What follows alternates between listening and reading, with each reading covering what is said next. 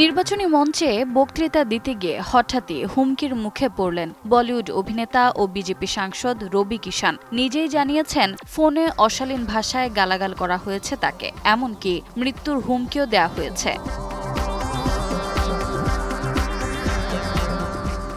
সামাজিক মাধ্যমে এক পোস্ট দিয়ে রবি জানান, শুধু তাকেই নয়, তার মা, পরিবার, এমনকি শ্রীরাম সম্পর্কেও কটু মন্তব্য করা হয়েছে।